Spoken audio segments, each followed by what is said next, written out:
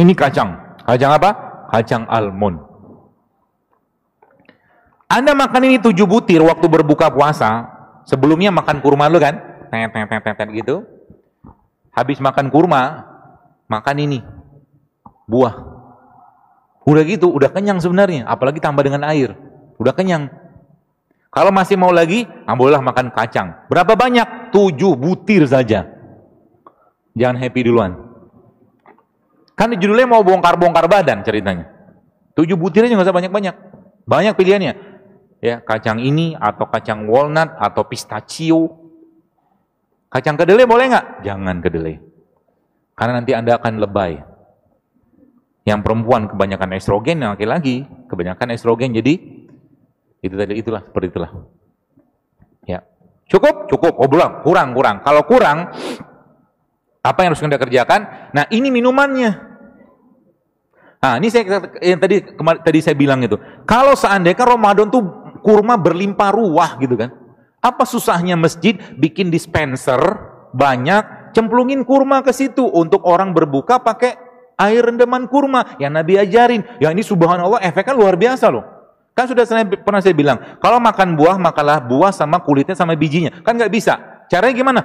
Misalkan ini kurma, maka kalau ini air rendaman kurma, maka Anda sedang makan kurma tanda kutip dengan buah dan bijinya kan gitu. Dan apa yang terjadi? Inilah proses difusi yang luar biasa. Anda akan terhidrasi luar biasa dan terhidrasi.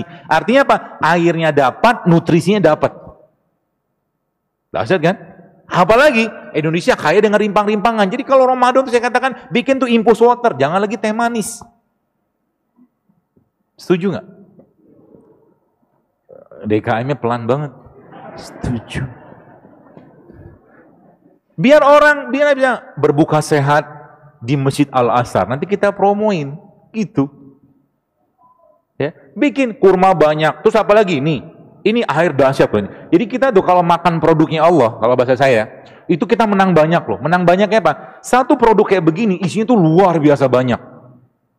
Ya. Jadi kalau contoh misalkan di sini ada, sekarang hari ini saya bawa ketumbar. Ketumbar ini bukan hanya bermanfaat, katakanlah dia punya mineral, iya. Dia punya vitamin, iya. Tapi beyond that, di luar pada itu banyak lagi manfaatnya. Mari lihat kan, di postingan saya di IG, ada mbak-mbak, ibu-ibu cerita, habis minum ini bapaknya yang ubannya jadi hitam kembali. Loh serius? Kalau Anda belum waktunya tua, dia akan reverse balik, Bu, Pak. Syaratnya apa? Jangan nyampah. Tubuh kita jadi berkata cleaning service lah, atau mungkin restoran malam-malam lagi mau tutup, ada kan pekerjanya tuh. Nah, pekerjanya ini harus Anda supply makanan yang benar. Siapa dia? Vitamin kita, hormon kita, enzim kita gitu. Letaknya di mana? Jadi begini-begini nih. Ada biji-bijian, begini. Ini Anda minum. Jadi nanti dikasih dispenser banyak gitu kan. Ada air rendaman kurma, ada air rendaman kunyit, ada air rendaman cengkeh gitu kan. Subur banget tuh rahimnya nanti. Habis Ramadan, nikahlah. Kalian belum nikah. Woi, tidak lama kemudian hamil ya. Gampang kan? Gitulah kurang lebih ya. Subhanallah. Dan itulah kasih sayangnya Allah kalau saya kan. Jadi Allah tahu gitu kan, untuk menjalani peran sebagai Abdullah dan Khalifah tadi, ya kita harus makanan yang sehat. Dan tidak mahal. Apa mahalnya ini? Ini isinya apa? Jadi kunyit itu ketika Anda campurkan dengan merica, itu efek double-nya luar biasa. Kunyit akan teroptimasi kerjanya. Maka tadi malam nih saya bawa nih kunyit. Saya cemplungin kunyit, cuma 2 ruas kunyit dan tidak masalah. Ya, tidak ada masalah. Kunyit bisa bikin mandul, iya, kalau minumnya seember. Ya kalau kunyit cuma 2 ruas kayak beginian gitu kan, ada mbak-mbak, ibu-ibu lah, saya nggak tahu tuh. Dok, ini saya bawa jurnal nih, dia bilang. Jurnal ini mengatakan minum kunyit katanya bikin mandul. Iya kalau banyak. Kan tadi ayat dibacakan di depan tadi kan, wakulu wasrobu walatusrifu, jangan berlebihan. Ya, jangan berlebihan. Semua kalau berlebihan jadi masalah. Ya. Semua yang Allah ciptakan tidak ada masalah sebenarnya. Contoh apa? Pete itu bagus nggak? Bagus, makan aja. Jangan banyak-banyak. 3 butir, 2 butir, kalau suka. Ya. Semangka misalkan, semangka tuh saya pernah share kan. Jadi semangka itu sebenarnya kalau boleh saya saran Anda makan semangka tuh sama kulit-kulit ijonya. Oh iya, ada penelitiannya, ada. Saya ada ngobrol sama seorang teman, dia peneliti, ada penelitian dalam semangka, kulit semangka hijau itu ada gelatinnya, ada kolagennya, banyak banget. Kalau nggak bisa makan begituan gimana? Udah potong aja semangka, cemplungin ke sini kan jadi. Itu sudah Nabi ajarkan. Nabi pakai kurma zaman dulu. Kalau kita di Indonesia nggak ada kurma, nggak banyak kurma, maka Anda bisa nyemplungin ketumbar, nyemplungin kayu manis, nyemplungin jahe, nyemplungin kunyit, segala macam bisa nyemplung. Dan rasanya akan very very light. Very light itu maksudnya ringan banget. Jadi kalau Anda makan misalkan rimpang, ya rimpang tuh kayak kunyit atau jahe, Anda rebus sama Anda rendam, lebih enakan ini kalau saya. Ya. Dan ini teman-teman sekalian, kalau boleh saya katakan, kalau kita jadi apapun yang Anda makan, itu akan mempengaruhi gen. Jadi kalau boleh saya katakan, sekarang kalau belum nikah, kalau masih nyampah, artinya Anda sedang mempersiapkan mewariskan gen-gen kerupuk, saya bilang. Mereka nyebutnya damage protein on DNA. Ngerti apa Pak Son? Kerusakan, itulah pokoknya. Kerusakan protein, ya akhirnya DNA-nya bermasalah. Karena bahan baku DNA itu asam amino.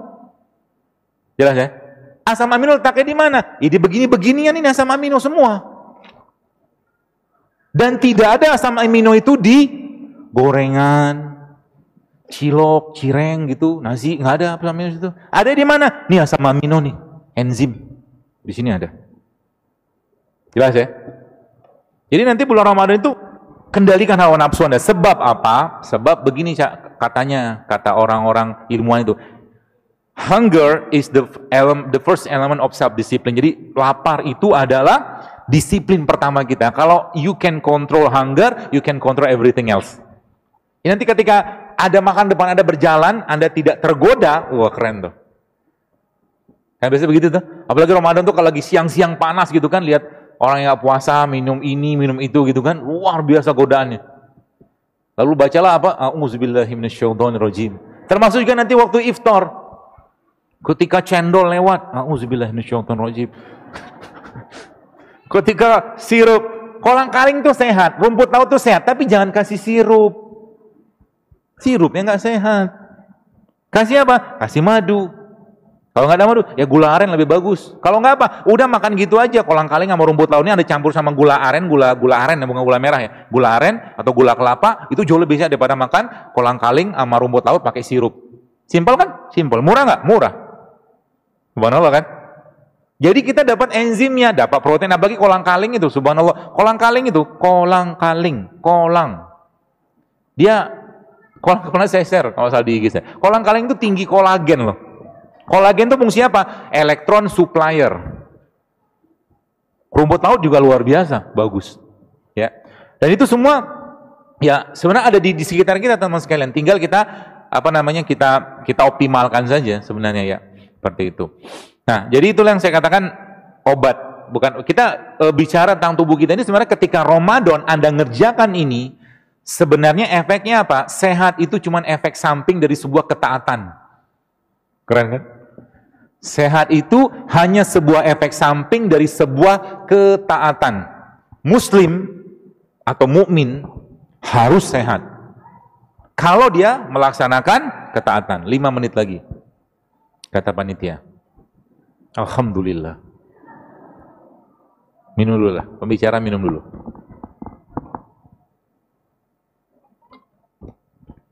Jadi nanti Anda bisa campur kayak apa tuh ya, kunyit,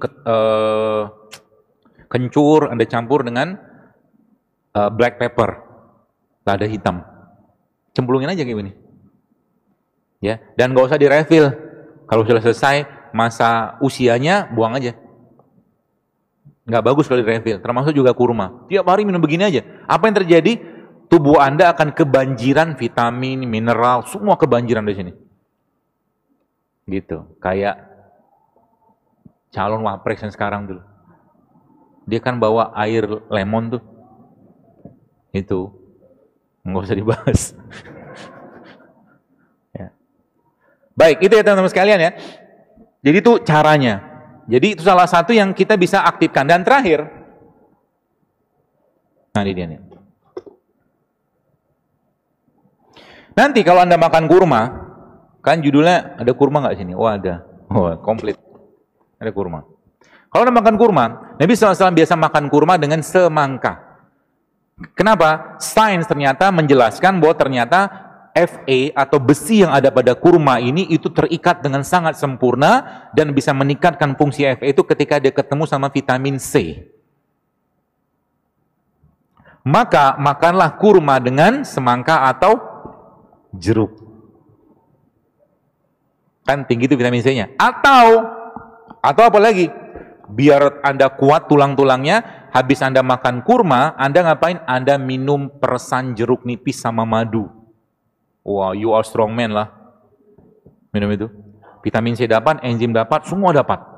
Dan perkasa luar biasa. Kenapa? Ada besi di sini. Kuat kita nanti. Dan jangan berlebihan. Termasuk ibu-ibu yang mau hamil atau sedang hamil, makan kurma boleh nggak? Boleh. Tiap hari. Tapi hanya 7 butir itu cukup.